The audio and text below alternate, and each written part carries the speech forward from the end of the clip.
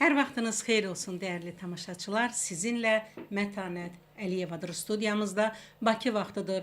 Bugün son dönəmin ən aktual problemlərindən biri olan kiber təhlükəsizliklə bağlı danışacağıq. Son dönəmlərdə kiber təhlükəsizliklə bağlı Azərbaycanın müvafiq icra strukturları və qurumlar tərəfindən çox ciddi təhlükəsizlik istiqamətində tədbirlər görülür. Vətəndaşlara mütəmadi olaraq kiber təhlükəsizlik risklərinin aradan qaldırılması ilə bağlı xəbərdarlıq məlumatları yayılır.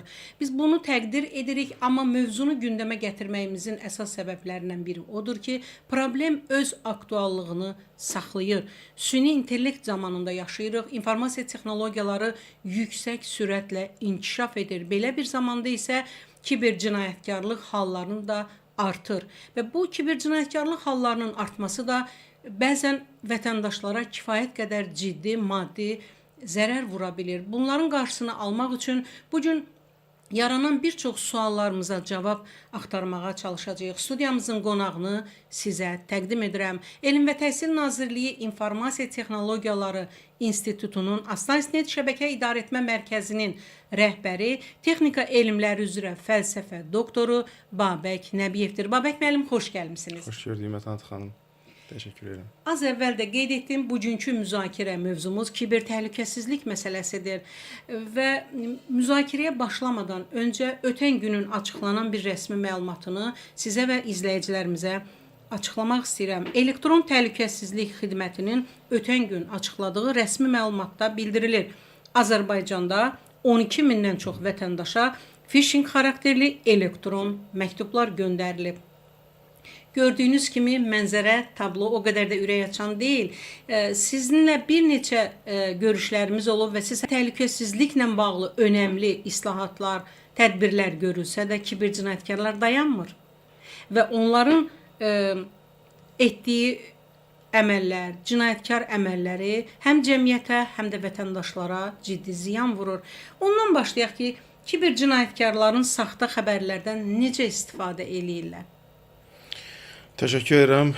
Əslində dediyiniz məlumatlar hamısı aktualdır və günün reallığını əks etdirir və bununla əlaqədar olaraq da təbii ki, əsas problemlərdən biri də saxta xəbərlərdir. Bu saxta xəbərlərin bilirsiniz nətərdir? Burada müxtəlif motivasiya məsələləri var. Yəni bədniyyətli şəxslər bunu iqtisadi nöqteyi nəzərindən motivasiya olaraq görürlər. Bundan sonra olaraq misal üçün siyasi məqsədlərlə istifadə oluna bilər. Və yaxud da ki, hər hansı bir yönləndirmə, vətəndaşların hər hansı bir istiqamətə yönləndirməsi, dezinformasiya olunması, bu tək vətəndaş nöqteyi nəzərindən deyil, yəni bu şirkətlərin bir-birlərinə qarşı olan şirkətlər arası mübarizələrdə də istifadə olunur. Yəni saxta xəbərlər vasitəsilə insanları yönləndirməklə, insanların belə deyək, reaksiyasını belə deyim, dəyişməklə, insanların reaksiyasını artırmaqla və yaxud da azaltmaqla birbaşa olaraq cəmiyyətə təsir etmək mümkündür. Və bunun hesabına da müəyyən şəxslər təbii ki, qanunsuz yolla varlanma prosesi də gedir. Çünki onlar vətəndaşların şəxsi hesablarına misal üçün müdaxilə edirlər, onların vəsaitlərini əldə edirlər və yaxud da şəxsi məlumatlarını əldə edirlər. Misal üçün bunun içində sizin şəxsi şəkilləriniz, video fayllarınız və s. bunun əsasında da misal üçün şantaj prosesi aparıla bilir. Yəni bu belə deyim, saxta xəbər görürsüz nə qədər yerə apara bilər. Sərhəd tanımır. Bəli, təbii ki, saxta xəbərin tərkibində olan informasiyanın, yəni sizi aldadaraq hər hansı bir istiqamətə yönləndirmək və yaxud da informasiyanın özü yanlış informasiya vasitəsindən insanların misal üçün Aslında hansı formada əlaqə var? Ümumiyyətlə varmı? Phishing hücumları, bu bilirsiniz necədir? Phishing hücumları ümumiyyətlə bu tilov sözündən gəlir. Yəni qarmağı atırlar və gözləyirlər ki, bu qarmağa kim düşəcək anlayışından irəli gəlir. Bu adətən köhnə dövrlərdən var. Yəni internetin ilk e-maillər yaranandan və yaxud da belə deyək, hər hansı bir chat proqramları yaranandan var. Yəni insanlara bir məlumatı göndərirlər, yalan məlumatı təbii ki. Bunun vasitəsilə insanların nəyə nəsə yönləndirməyə çalışırlar. Hər hansı bir linkə və yaxud onun şəxsi məlumatlarını əldə etmək üçün. Bu bir yoldur. Amma daha kütləvi yolu var. Bu da təbii ki, sosial media vasitəsilə, yəni yalançı xəbərlər vasitəsilə. Bildiyiniz kimi indiki dövrdə bütün insanlar sosial şəbəkədən aktiv olaraq istifadə edirlər və orada da mənbə anlayışı faktiki olaraq bulanıqdır. Və bu gətirir informasiya dumanına gətirib çıxardır. O qədər çox informasiya var ki, hansının yanlış, hansının doğru olması böyük bir çətinliklə araşdırılır və tapılır və buna görə də təbii ki, belə olduğu halda informasiyanın hansı doğru, hansı yanlış olduğunu müəyyən etmək çətinləşir. Amma təbii ki, bunun mübarizə vasitələri var. Bunu süni intellekt metodları vasitəsilə necə süni intellekt bu süni xəbərlərin yaradılmasına kömək göstərirsə məsəl üçün. Yəni təbii ki, burada süni intellekt şərt deyil. İnsanlar özləri də bu xəbəri yarada bilərlər. Amma ona qarşı mübarizə üçün də süni intellekt istifadə oluna bilər. Süni intellekt metodları vasitəsilə hər hansı bir yalan xəbəri, fake xəbəri müəyyən etmək mümkündür. Və bu misal üçün xüsusi alqoritmlər sosial şəbəkədə, bəzi sosial şəbəkələr xüsusi alqoritmlər bununla bağlı istifadə edirlər. Amma təbii ki, ən labid yolu siz əgər istəyirsinizsə hər hansı bir məlumat haqqında dəqiq informasiya əldə olunsun, bunu etibarlı mənbədən əldə etmək lazımdır və bunun üçün də təbii ki, etibarlı mənbələr hər bir dövlətdə var. Yəni bunları bir çoxunu da biz bilirik. Yəni bu dezinformasiya məsələsi ümumiyyətlə yəni biz 44 günlük müharibə əsasında da onu gördük ki, dezinformasiya məsələsi var idi. Amma bunun qarşısını almaq üçün nə oldu? Cənab prezident hər dəfə çıxıb aktual məlumatlar barədə verirdi informasiya və bununla da gördüyünüz dezinformasiyanın qabağı bəli, asanlıqla alınırdı. Bəli. Şirkətlər tərəfindən, amma ümumilikdə də götürəndə qlobal olaraq kiber təhlükəsizlik riskləri necə idarə olunur və ya olunmalıdır? Ümumiyyətlə risk anlayışını birinci siz risk nəyi görürsüz? Yəni riski müəyyən etmək üçün siz öz aktivlərinizə baxmalısınız ki, sizin hansı aktivləriniz ən prioritetdədir və yaxud da orta prioritetdədir və yaxud da aşağı prioritetdədir. Bunun üçün təbii ki, hər bir təşkilat, əgər təşkilat nöqteyi-nəzərindən baxsaq təbii ki, burada bir policy deyirlər, yəni siyasət olmalıdır. Yəni təhlükəsizlik siyasətləri olmalıdır və bunun əsasında həmin təhlükəsizlik siyasətləri əsasında bu idarə, yəni bu konkret pərakəndə formada idarə olunacaq bir yəni yanaşma deyil. Kiber təhlükəsizlik ümumiyyətlə sistemli yanaşma tələb eləyir və ardıcıl yanaşma tələb eləyir. Və professional yanaşma. Bəli, təbii ki, %100 professional yanaşma tələb eləyir. Yəni bunu konkret olaraq bütün mərhələ-mərhələ aparılmasa, bu proseslər nəzarət olunmasa, nəzarətsiz qalanda bəli, çox pis nəticələr gətirib çıxarda bilər. Ümumiyyətlə bugün kiber təhlükəsizlik riskləri çoxdurmu? Təbii ki, kiber təhlükəsizlik məsələsi bu dəqiqə, yəni belə deyim də, bir çox bilirsiniz necədir? Suverenliklə bağlı baxsaq məsələyə misal üçün də, bir dövlətin suverenliyi nöqteyi-nəzərindən baxsaq məsələyə, burada necədir? Yəni torpaq sərhədləri, su sərhədləri, belə deyim, kosmik sərhədlər, bəli, hava sərhədləri və sair var da bilirsiniz. Bunun biri də artıq kiber məkandır. Bəli. Yəni ona görə də təbii ki, kiber təhlükəsizlik hər istiqamətdə aktualdır və əsas məsələlərdən biridir və nəzərə alsaq ki, belə bir deyim var bilirsiniz də, bütün elmlər fəlsəfədən yaranıb. Bir dənə də yeni bir yanaşma var ki, deyirlər bütün elmlər də informasiya texnologiyaları sahəsində birləşir. Yəni bu nə deməkdir? Yəni bütün sahələrə sirayət edir artıq informasiya texnologiyaları. Əslində bu məsələ dövlətin təhlükəsizliyi və milli təhlükəsizlik məsələsidir. Az əvvəl qeyd elədiniz, necə quru sərhədlərimiz və digər sərhədlərimiz qorunursa, kiber məkanda da təhlükəsizlik ən ümdə prioritet strateji məsələlərdən biridir. Gələk deepfake texnologiyalarına. Son dövrlərdə ən çox istifadə olunan süni intellekt vasitəsilə deepfake görüntülər gündəmə gəlir. Bax, ümumiyyətlə deepfake texnologiyası hansı təhlükələri yaradır? Necə düşünürsünüz? Bunun yaxşı tərəfi də var da. Bəli, birincisi ondan başlayaq. Yəni çox pessimistik yanaşmayaq. Çünki deepfake deyəndə ki, ümumiyyətlə süni intellekt texnologiyaları vasitəsilə bir çox istiqamətdə sürətli inkişaf prosesini tətikləmək mümkündür. Bunun yaxşı tərəfləridir. Bir də bunun təbii ki, pis tərəfləri var. Pis tərəflərdə dediyiniz kimi biri də deepfake-dir. Yəni konkret olaraq videolar hazırlanmasıdır. Saxta videolar. Bəli, saxta videolar hazırlanmasıdır. Hansı ki, bu saxta videolar vasitəsilə, yəni deyirəm, bu şantajda da istifadə oluna bilər, önemlilər problemidir və bu süni intellekt bunun katalizator rolunu oynayıb faktiki olaraq. Yəni çünki əsas onun əsasında bu rahatlaşıb. Çünki bildiyiniz kimi müxtəlif belə deyim, həllər var ki, onların vasitəsilə müəyyən bir vəsait ödəyirsiniz və onun vasitəsilə siz deep fake, yəni konkret o saxta videolar hazırlaya bilirsiniz və istədiyiniz kimi videolar hazırlaya bilirsiniz. Bunun siyasi nöqteyi nəzərində ola bilər, bunun iqtisadi də ola bilər, və ictimai də ola bilər, vətəndaş yönümlü ola bilər. Yəni hər cür şirkətlər hədəf alına bilər, dövlətlər hədəf alına bilər. Yəni bunun vasitəsilə təbii ki, misal üçün hər hansı bir problemli, mübahisəli mövzularda kimsə tanınmış adamın simasından istifadə edərək, yəni saxta videolar deepfake vasitəsilə saxta videolar hazırlanıb insanların fikrini yönləndirmək və yaxud da ki, hər hansı bir məsələyə qısa müddətli də olsa müəyyən təsir etmək mümkün olur təbii ki. Ola bilər. Əgər biz kiberməkanda, ümumiyyətlə sosial mediadan danışırıqsa, kiber təhlükəsizlikdən danışırıqsa, vətəndaşlara vurulan zərbələrdən danışırıqsa, güclü parol siyasəti ilə də bağlı bir müəyyən fikirlərinizi eşitmək istəyirəm. Necə hesab edirsiniz? Güclü parol siyasəti necə qurulmalıdır, necə aparılmalıdır?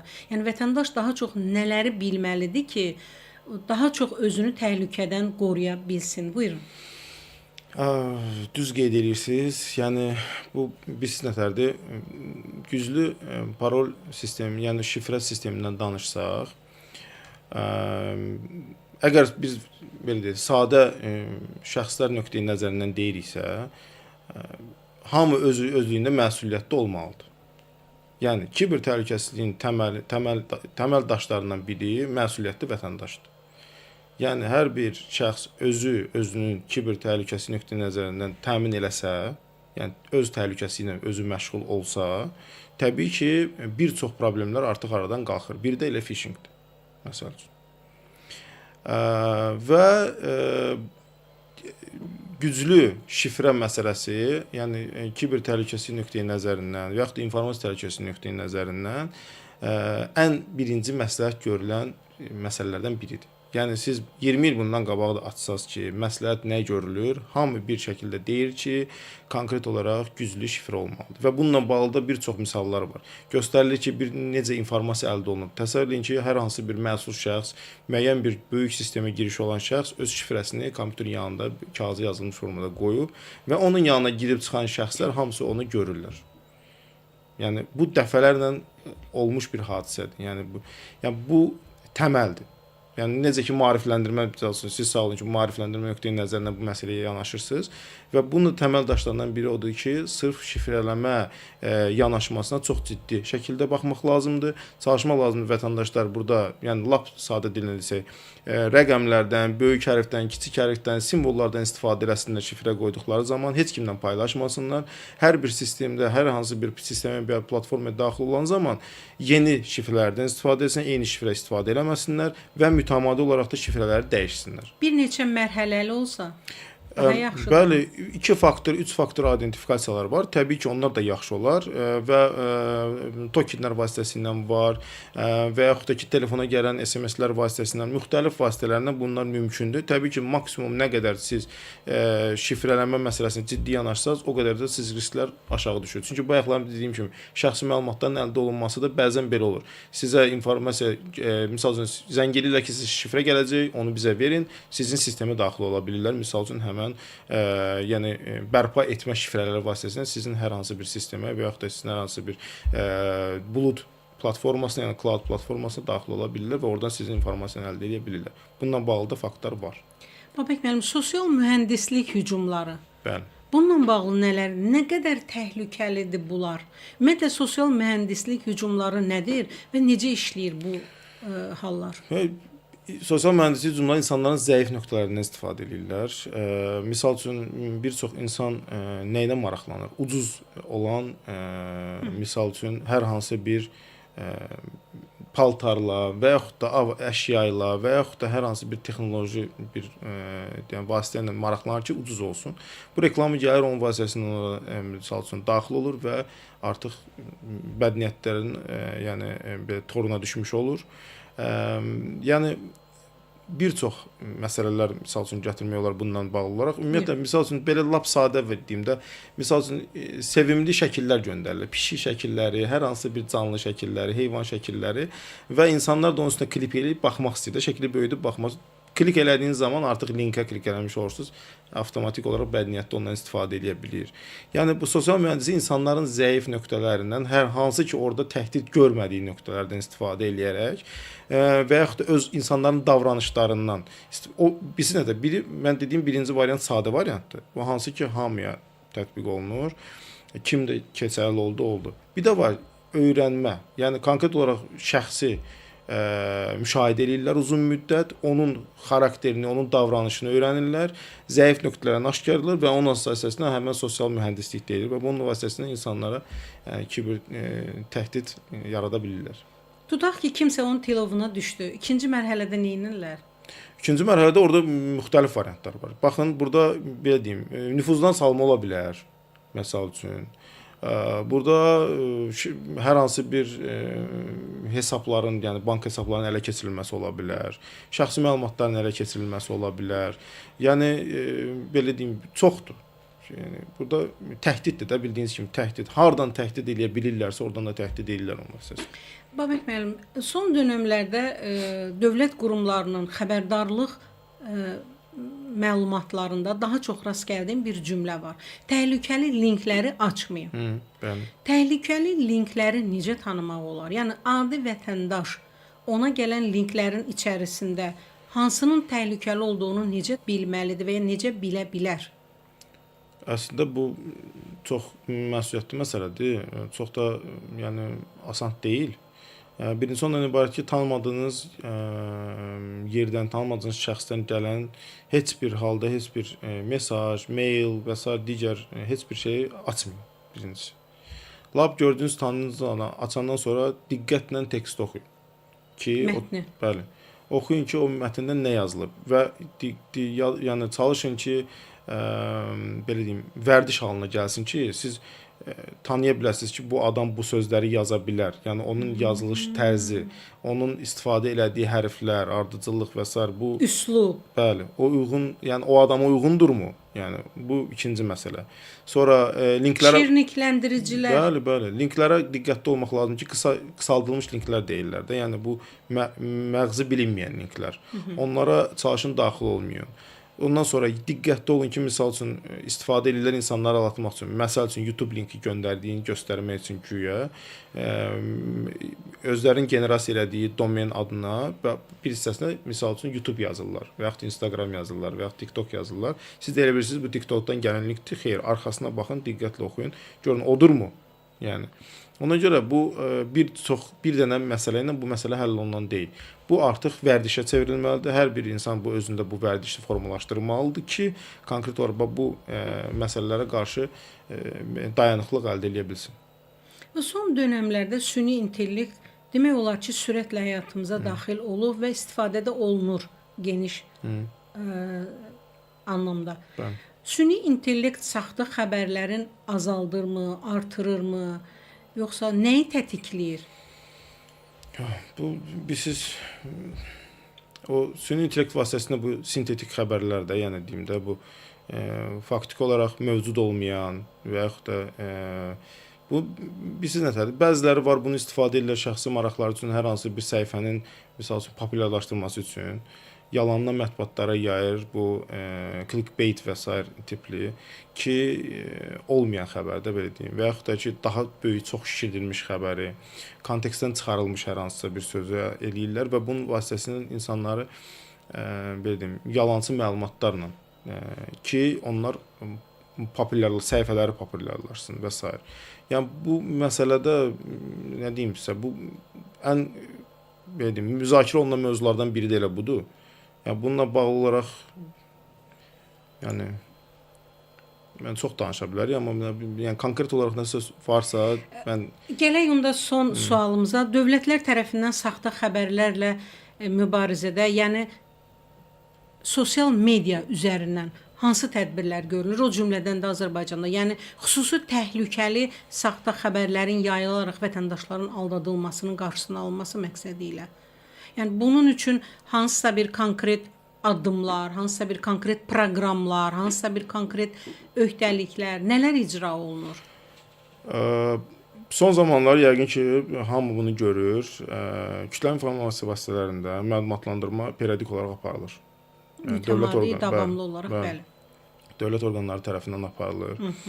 Lap bu sahə üzrə məşğul olan şəxslər, şirkətlər də mütəmadi olaraq bu informasiyanı yəni lazım informasiyanı paylaşırlar və bundan əlavə olaraq da təbii ki, belə deyim, bu məsələ tək kütləvi informasiya vasitəsilə paylaşılmaqla deyil, şəxsi məsuliyyət məsələsindən də irəli gəlir və bundan əlavə olaraq da təbii ki, biz bir neçə dəfə bu mövzuyla bağlı danışmışıq. Ümumiyyətlə, bu sahə üzrə tək saxta informasiya deyil, saxta məlumat deyil, bütün bu kiber təhlükəsizlik təhdidləri üzrə bağça səviyyəsindən başlayaraq məktəb, universitet və s. bunu yəni belə deyək, ardıcıl formada mütəmadi olaraq ardıcıl formada bu barədə informasiya insanlara çatdırılmalıdır və informasiya çatdırılmasına əlavə bu informasiya yenilənə çatdırılmalıdır. Yəni bildiyiniz kimi o qədər sürətlə inkişaf eləyir ki, təhdidlər dəyişir, onların belə deyək, təsir mexanizmləri dəyişir və bunun da tez-tez dəyişdiyinə görə insanlar bunu da öyrənmə prosesi də sürətlənməlidir.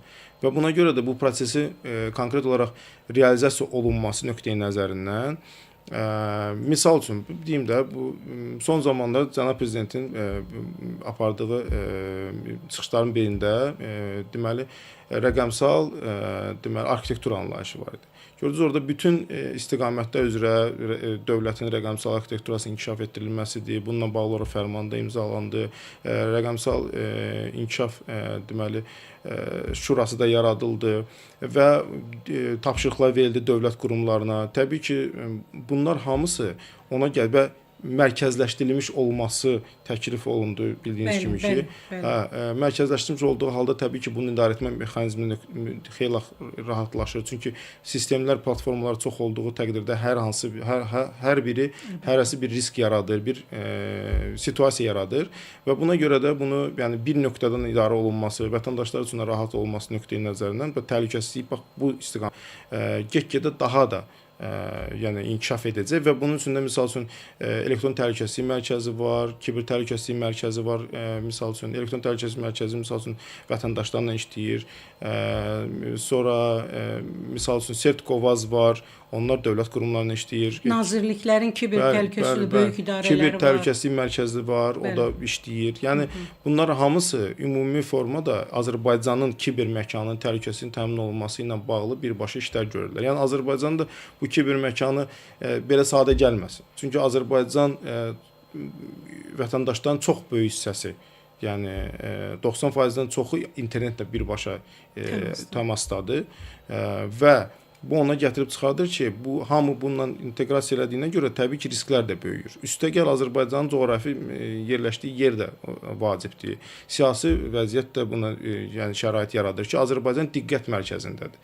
Və bu nöqteyi nəzərindən də bura daha çox diqqət mərkəzində olduğuna görə təhdidlər də get-gedə sayı artacaq. Ya buna görə də bu mübarizəni özümüz artıq onu öyrənməliyik. Yəni bu mübarizəni öyrənməliyik. Təbii ki, sizin kimi kütləvi informasiya vasitələrində və təşəkkür edir ki, bu istiqamətə böyük diqqət ayırırsınız. Sizə elə gəlmirmi ki, dövlət proqramını elan elədiniz yaxın keçmişdə olan və həyata da keçirilir hal-hazırda. Sizə elə gəlmirmi ki, kiber məkanla bağlı ən təməl məlumatları elə orta məktəblərin aşağı siniflərindən mütəmadi olaraq şagirdlər məlumatlandırılmalıdır. Ən təməl bilgilər, ən təməl məlumatlar, hansı proseslər ortaya çıxanda, risklər, nələr, yəni onlarda artıq özəl bir təməl bir baza olsun, məlumat bazası olsun həyata atılanda. Tək məktəb az deyil, bağçadan başlamaq lazım. Bağça, Bəli, bağçadan başlamaq lazımdır. Bu bilirsiniz nəyə o bənzəyir?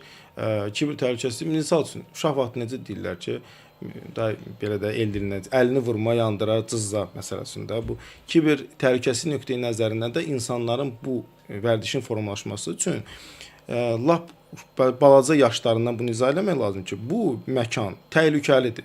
Yəni burdan istifadə eləyən zaman maksimal dərəcədə məsuliyyətli davranmaq lazımdır. Studiyamıza gəldiyiniz üçün və çox aktual məsələ ilə bağlı maraqlı söhbət üçün sizə TV1-in izləyiciləri adına minnətdarlığımı bildirirəm və fəaliyyətinizdə uğurlar arzulayıram. Çox sağ olun.